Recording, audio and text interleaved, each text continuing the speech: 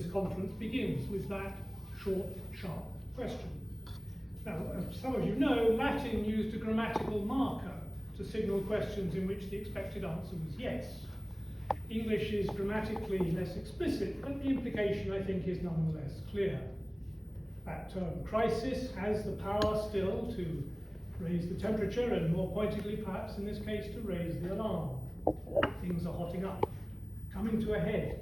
The tensions or contradictions are becoming unsustainable, and in fact the announcement of the theme for this conference goes on to itemize some of the changing circumstances that might seem to call the continued existence of public intellectuals into question. Now, I'm not going to dwell on the fact that this is in fact a deeply traditional anxiety. As I've tried to show elsewhere, the discourse about intellectuals constantly finds them to be absent or on the point of disappearance. So-called real intellectuals are always projected as being elsewhere, usually in the past, and the present is invariably painted as being peculiarly inhospitable to this elusive species. But today, I want instead to pause over the central term itself, public intellectuals. The currency of this term is surprisingly recent and can be plotted with some precision. Until at least the 1980s, the role or activity in question was picked out by the noun intellectuals without any qualifying adjective. Insofar as a single point of origin can be identified for the currency of the term public intellectuals, it's usually ascribed to Russell Jacoby's book of 1987, The Last Intellectuals, American Culture in the Age of Academia, or at least ascribed as a point of origin by Jacoby himself. The term then started to be used in the USA in the 1990s and has since become standard there and increasingly in Britain. Now, as Jacoby's title indicates, his book is structured by a declinist logic. The so-called New York intellectuals of the 1940s and 1950s were the last intellectuals because they were still mostly freelance writers and journalists. Whereas now, as his subtitle suggests, we simply have a lot of academic specialists. In the introduction to the second edition of his book in 2000, Jacoby conceded, somewhat contrary to at least the spirit of his original argument, that some academics had, as he put it, reinvented themselves as public writers. Yet, he still insisted, these professionals are perhaps these professionals are not heeding, but bucking institutional imperatives that reward esoteric rather than public contributions. Close quotation. Now, no one owns copyright in such coinages as public intellectual, and usage has a habit of going its own sweet way. The developments that Jacoby deplored now underwrite the role which this term has come to valorize. It's commonly assumed that public intellectuals will in fact be based in universities, that they are precisely figures who manage to reach out to a wider audience from that academic base. It's also noticeable that many of the negative connotations that used to attach to the protean term intellectuals have fallen away from the dominant usage now of public intellectuals. Though the semantic field that can be plotted around this phrase remains contested and I suspect unstable, it's increasingly used as a term of commendation. Moreover, there is also a tendency to suggest that it's an important function of universities to produce and support public intellectuals. And that, of course, allows for the fear that current developments within universities are damaging or preventing the fulfillment of this function.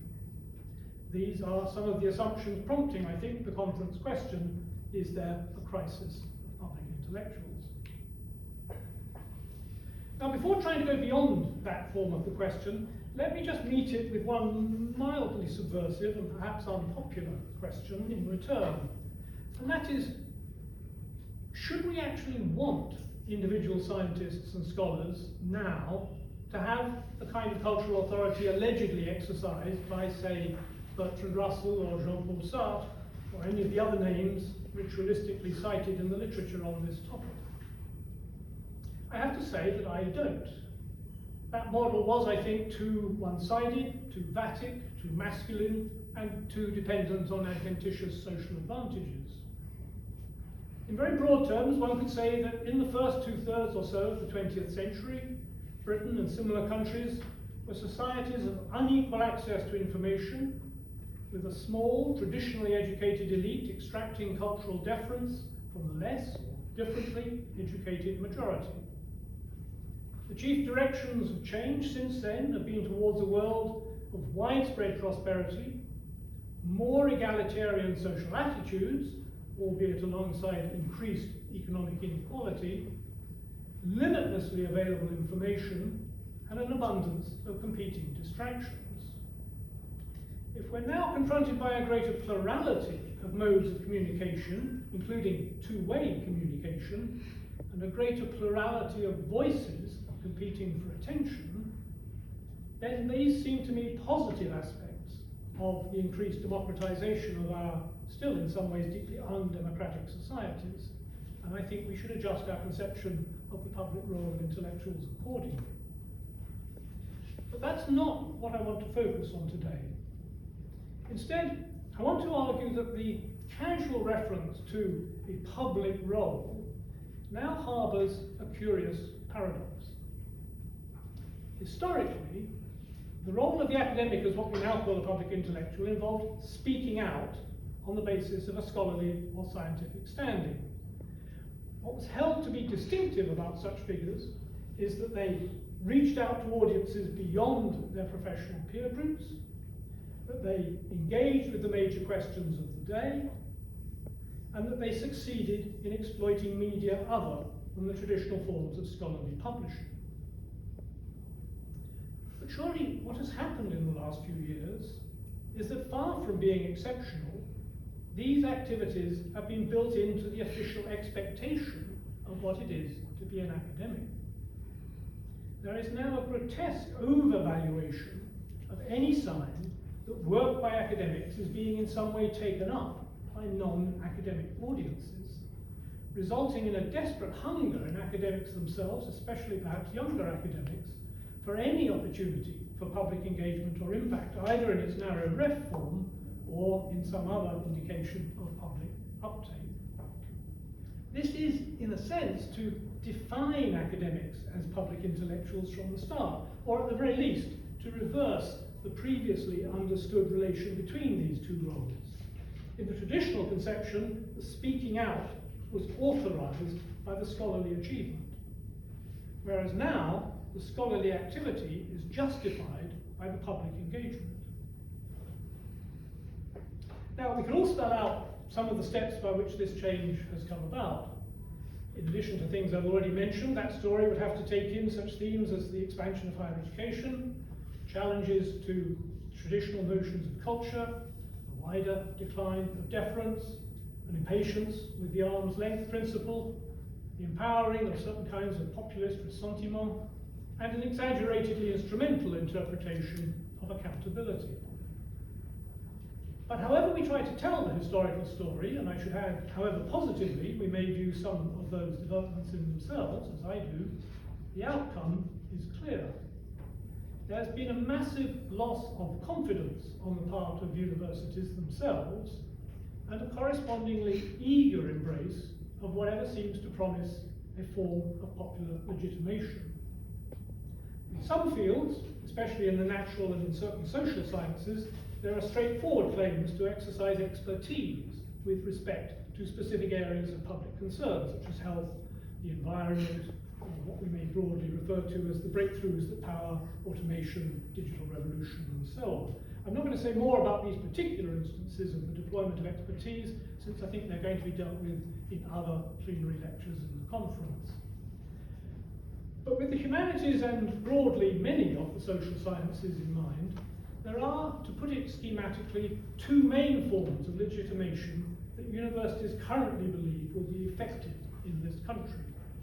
The first is the claim to be making some kind of contribution to economic growth and employment, and the second is the claim to be making some kind of contribution to combating or reducing various forms of inequality.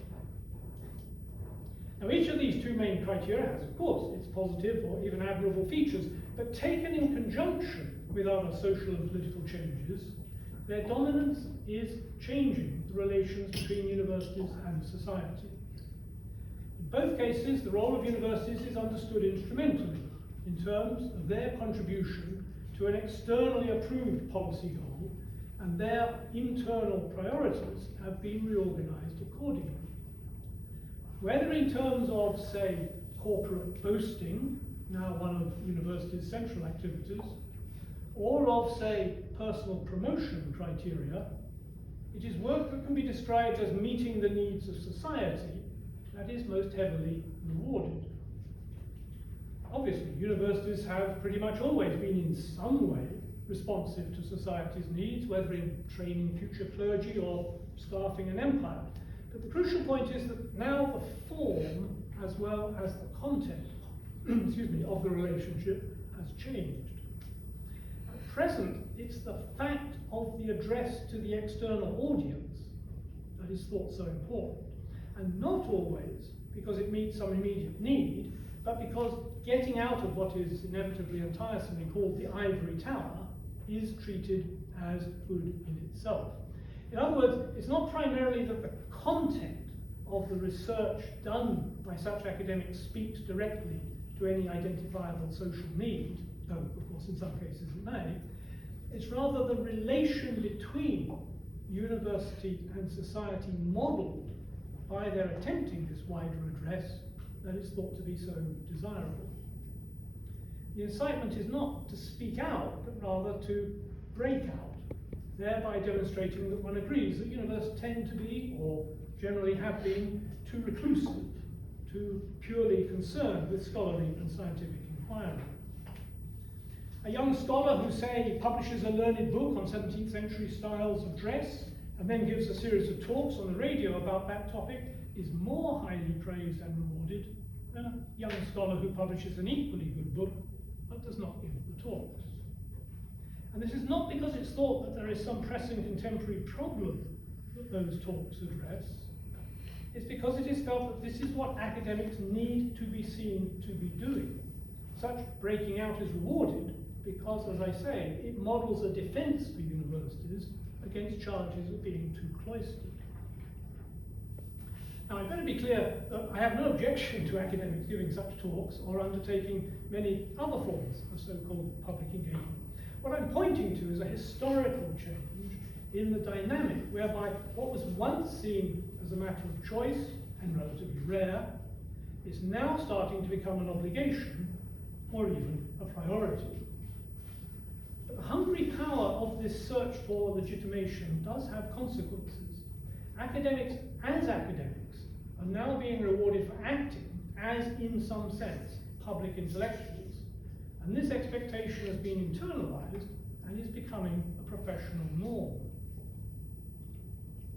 Let me briefly point to two trends that contribute to this outcome, and my literary critic soul want to have, for the sake of euphony, the following titles for these two trends.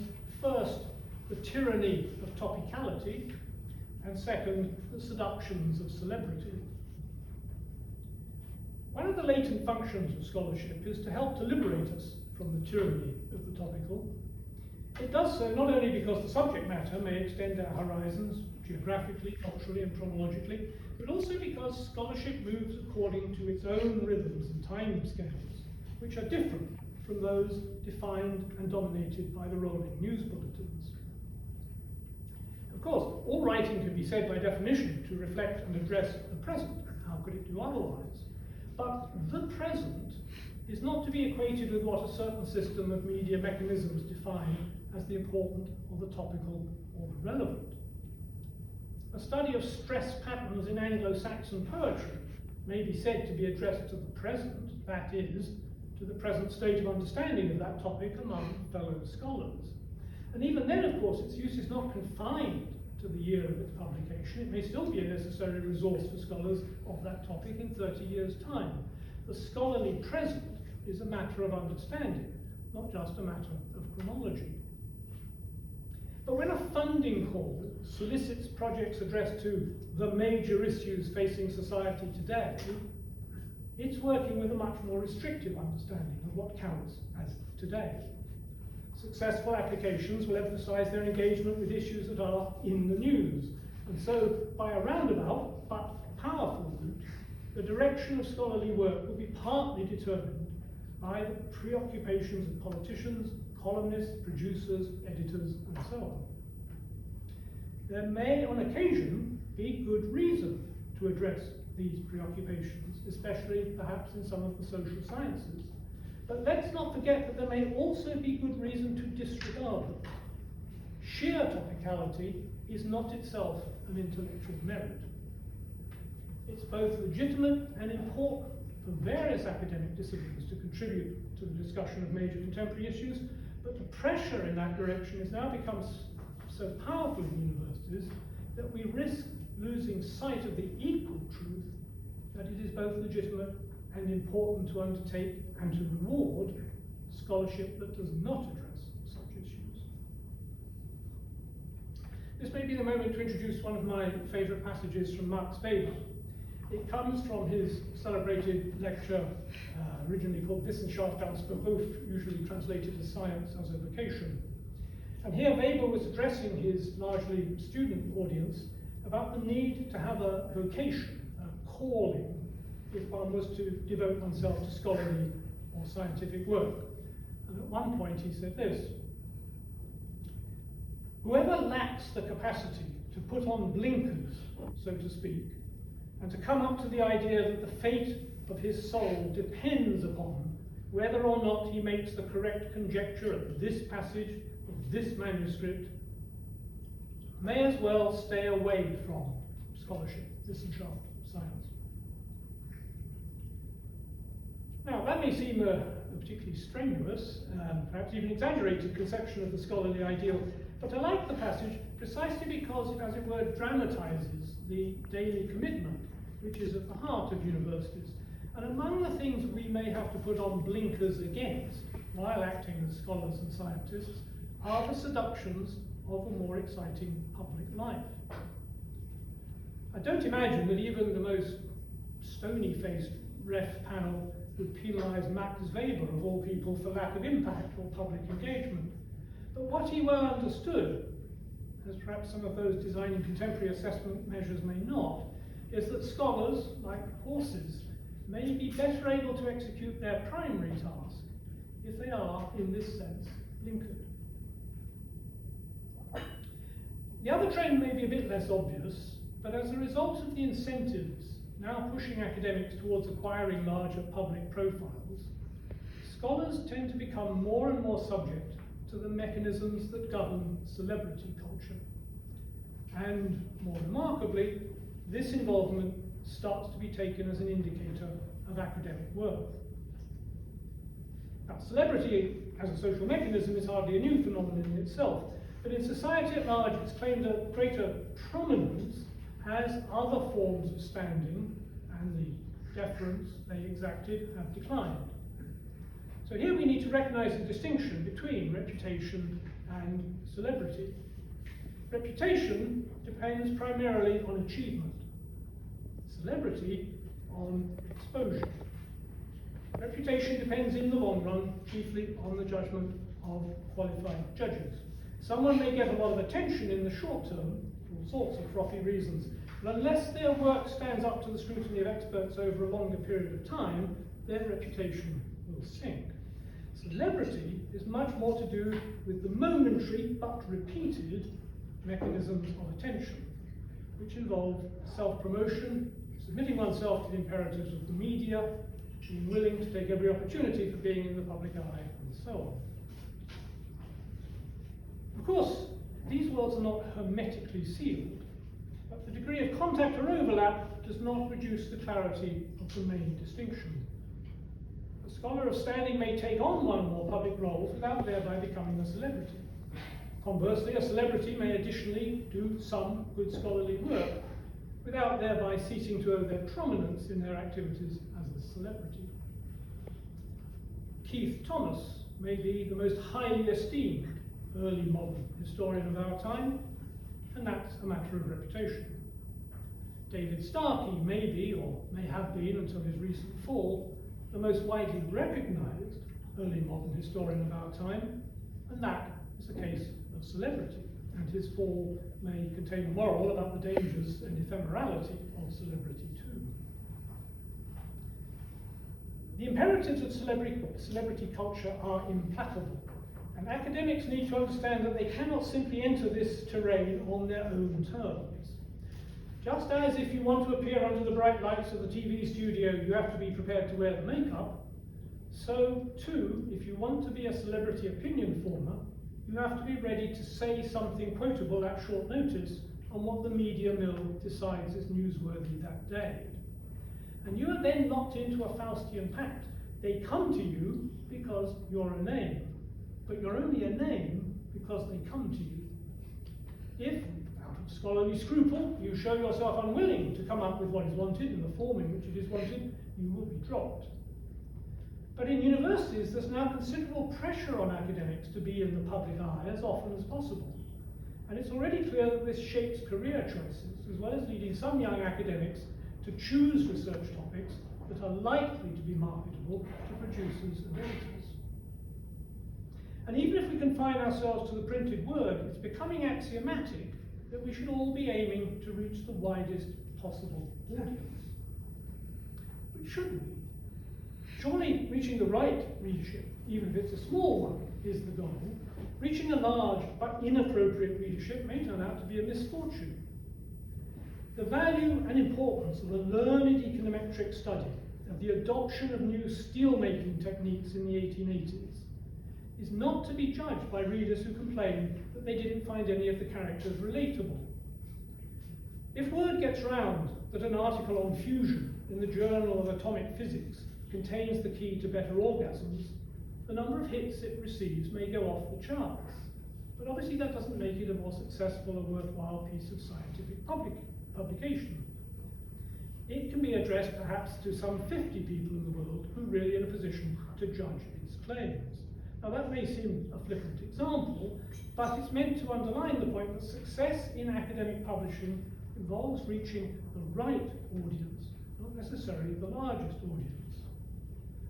I sometimes think rather mischievously that one way to prevent the conventional formulae from obstructing or arresting our thinking might be to move the position of the adverbs in some familiar sentences.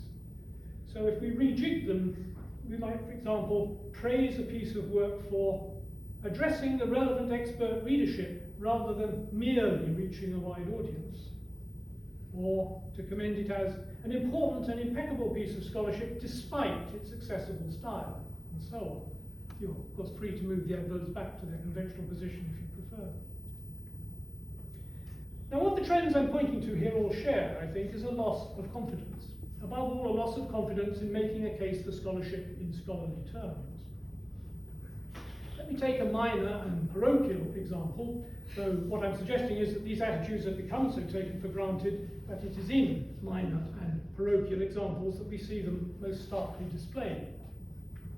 Once upon a time, the British Academy would not have been caught up in the current frenzy of communication in the first place.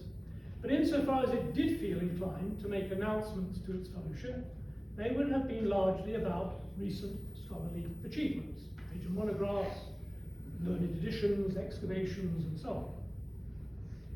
Now, the announcements principally concern either the acknowledgement by government departments of reports by the Academy and its fellows, or mentions of the Academy and its fellows in the media. Now, of course, we all understand that the Academy, like universities, is conscious of its dependence on public funding and is running scared. Nonetheless, there's a tangible frisson of approval from its higher management for any activity by fellows that appears to endorse official priorities, and there is unconcealed excitement if a fellow of the Academy gets mentioned in the national press or is interviewed on a television news program. But however understandable the anxiety about public relations management may be, there's surely something both odd and demeaning about the form this now takes. After all, the 10 o'clock news may be a televisually sophisticated piece of program making under immense time pressure, but no one could think it was particularly distinguished by its intellectual level or its analytical reach. Why should an organisation that supposedly represents the cream of scholarly activity in the humanities and social sciences congratulate itself on being mentioned alongside the latest government new term or the latest royal divorce? Why is it so impossible to imagine a reverse situation in which the producers of the 10 o'clock news strain every sinew to get their programmes mentioned in the proceedings of the British Academy? Yes, there's an asymmetry of power, but there's also the assumption that the Academy should try to cut a figure in that version of the news defined by the media, whereas no one expects the opposite. In the end, what this signals is a willingness on the part of academics to play the game, to accept the new rules of so-called accountability. Many are happy to play the game, whether out of conviction, or prudence, or bad conscience. I mention bad conscience because I'm far from the first to observe that the presence of a kind of bad conscience among many academics, particularly perhaps in the humanities, about the privileges built into their existence, how some seek to assuage this sense of guilt by emphasizing a more direct route to social relevance. This is true on the left, when scholarship is glamorized as a form of interventionist social criticism, a version of politics by footnote, as well as on the right, when scholarship offers to shore up a traditional conception of national identity. Let me take a different kind of illustration of a damaging loss of confidence about academic judgment. One insidious recent development, not of course just in universities, involves treating the response on social media as a decisive indicator of significance. For some purposes, and even, I gather, in a few extreme cases in appointment and promotion procedures, this has the illusory appeal of being both measurable and outward-facing. But the search for a metric in an area where there can be none is, in the end, a form of intellectual laziness. Academics and journal editors alike have to arrive at a judgment of the quality of the articles and essays they publish. Allowing the sheer number of mentions on social media to usurp that defining task indicates not just a lack of confidence, but also a misprision about what this response on social media actually represents. There have, after all, always been elements of guesswork and exaggeration involved in talking about public opinion, which sometimes means little more than the opinions of certain noisy members of the public. But social media have not just amplified this noisiness, they've created the illusion of an immediate tribunal, an intellectual equivalent of TripAdvisor and its phony objectivity of star ratings. Now, some of this may be little more than the academic equivalent of FOMO. The fact is, of course, that even a so-called Twitter store involves an infinitesimally tiny proportion of the public, a proportion in which those who feel some compulsion immediately to electronically share their views about everything are overrepresented. It is above all the ready availability of the online response that leads to its being mistaken for a useful metric, when in reality it's not useful and it's not a metric. But again, the root cause of why anyone would accord these adventitious comments such weight in academic processes is the desperate hunger for signs of external uptake. Now, these developments take different forms in different disciplines, and I don't have time today to explore that diversity. The natural sciences have their own difficulties, not least their expense, but they are part of an international juggernaut that is on the whole less troubled by questions of legitimation. So-called STEM subjects enjoy a prima facie validity that is useful in public debate. The British Academy has recently attempted to coin a matching acronym for the disciplines it represents, SHAPE, which stands for Social Sciences, Humanities and Arts for People and the Economy. Now, the telling feature of this, surely, is that whereas STEM is an acronym composed simply from the names of the constituent disciplines, SHAPE is a craven attempt to build a popular justification into the acronym itself. And the cravenness, it seems to me, has resulted in an embarrassing redundancy. After all, how could these disciplines not be for people? Is that supposed to distinguish the shape disciplines from, say, the share disciplines? Social sciences, humanities and arts for rabbits and the environment. Too great a preoccupation with winning the soundbite wars can become self-defeating.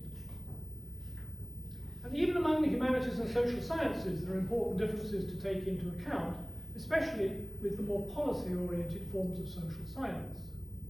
But although I can't here today explore the granularity of the distinctions between disciplines in this context, let me just briefly refer to one case that I do think is revealing. Political studies, political science, as some prefer, is an intriguing case because a certain kind of engagement with matters that are in the news is built into its remit. But there's been an interesting debate within the discipline in the last few years about whether assessment systems and other features of contemporary academic culture are now driving this engagement to take damaging forms. As one politics academic put it, I quote, "We are increasingly doing political science in public as a result of both the instrumental incentives offered by REF and the research councils of the UK, as well as a sense that public-facing activities are something we should be doing, normatively speaking. So-called impact activities are found to be perceived by academics as related to various measures of career success, something that suggests is likely to reproduce itself to some extent." End quote.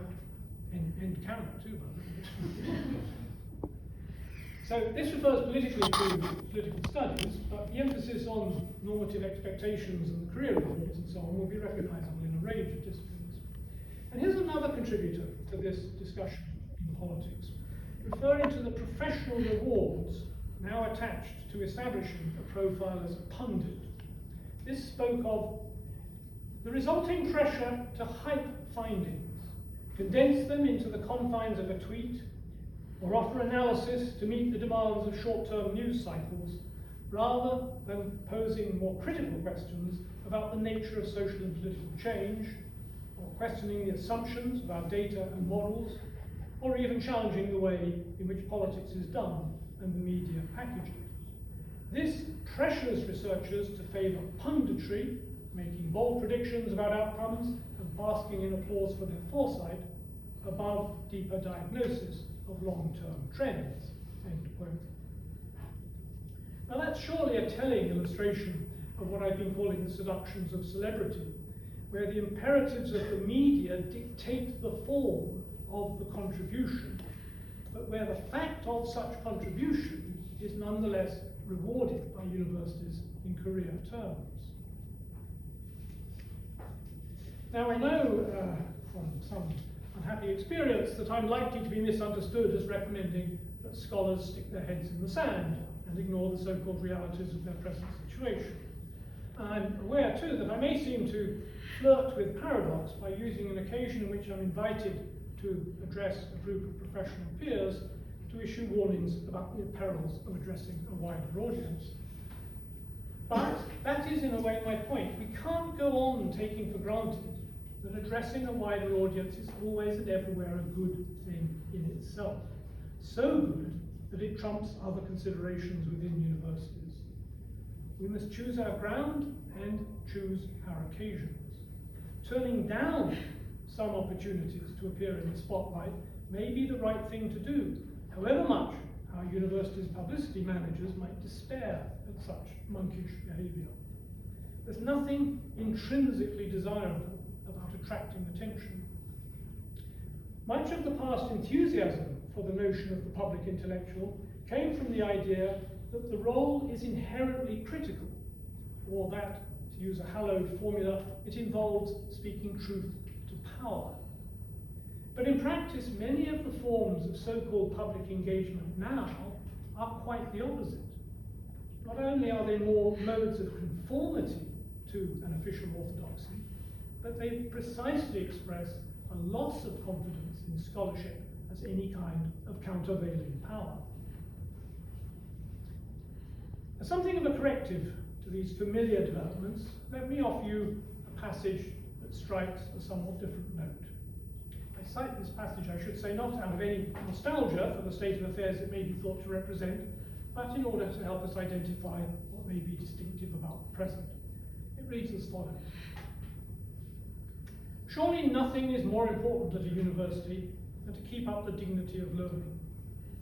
Nothing surely is more indispensable than an intellectual tone, a sense of the value of knowledge, a respect for ideas and for culture, a scholarly and scientific enthusiasm. End quote.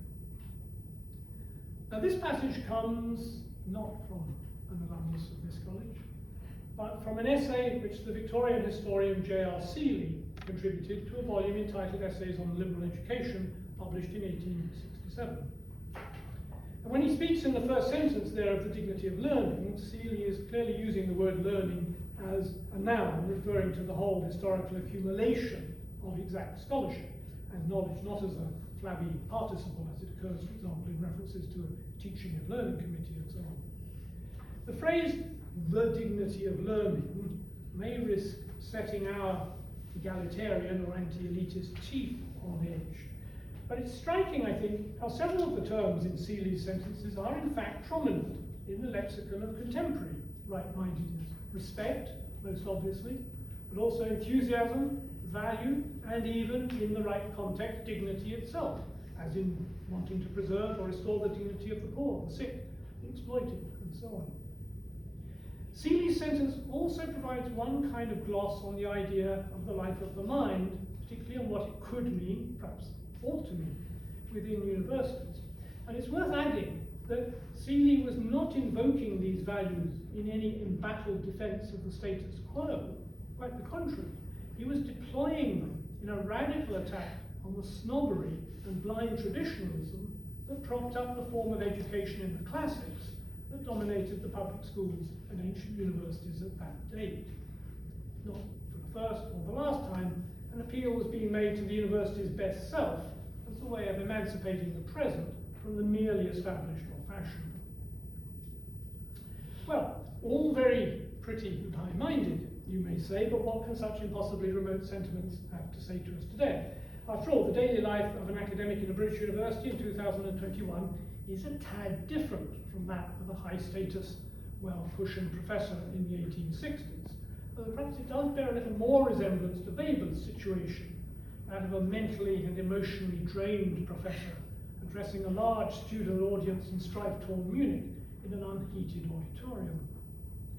But I quote these passages rather as one might strike a tuning fork to establish the right musical note. I want us to have in our ears the sound of eloquent or memorable vindications of the state of cultivation or learnedness as we reflect on the rather less elevated register in which we pass our institutional lives.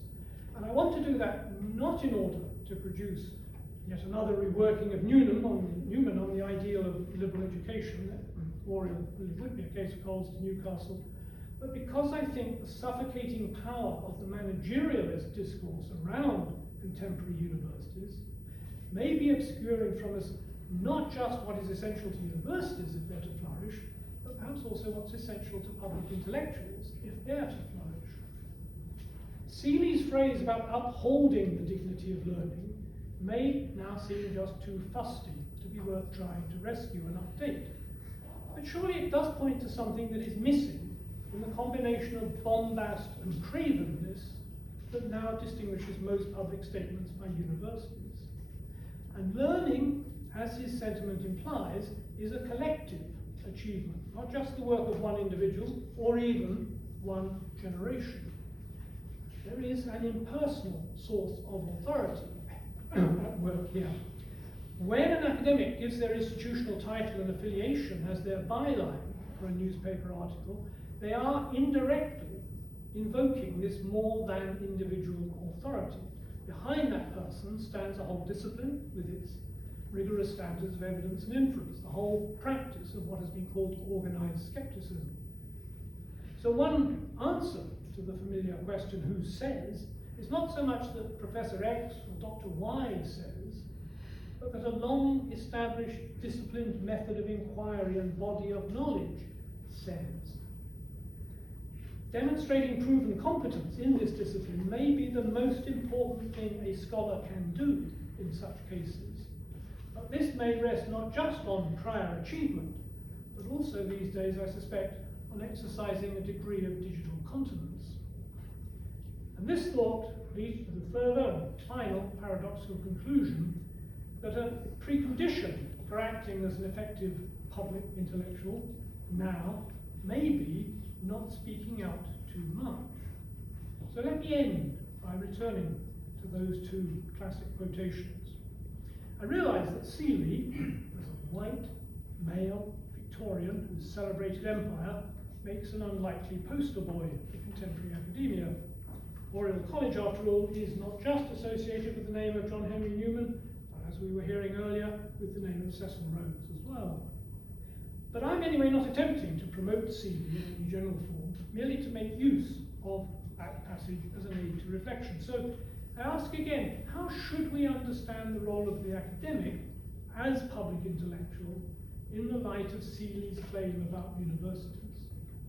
If nothing is more important at a university than to keep up the dignity of learning, if nothing is more indispensable than an intellectual tone, a sense of the value of knowledge, a respect for ideas and for culture, a scholarly and scientific enthusiasm, then these things point inwards before they point outwards. And similarly, the passage from Weber brings out not just the element of obsessiveness present in all scholarship, which we should own up, but the deliberate act of shutting out matters that may be both important and exciting in order to focus on getting our scholarly findings right. In very different ways, both passages suggest that while scholarly seclusion may have its limitations, worldly engagement may bring its own distortions. And this may be true even though the worldly matters may be things we hold dear and rightly think are important. After all, we can all too easily imagine rewriting Seeley's statement in our contemporary academic idiom. Surely nothing is more important at a university than to meet the needs of society and the economy.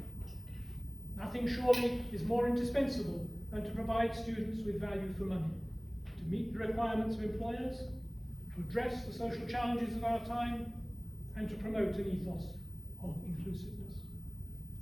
Those are by no means always bad things to be doing, but as far as universities are concerned, they are secondary things. And if academics treat them as primary, they will in the end diminish, not enhance, the authority they can bring to acting in the role of the public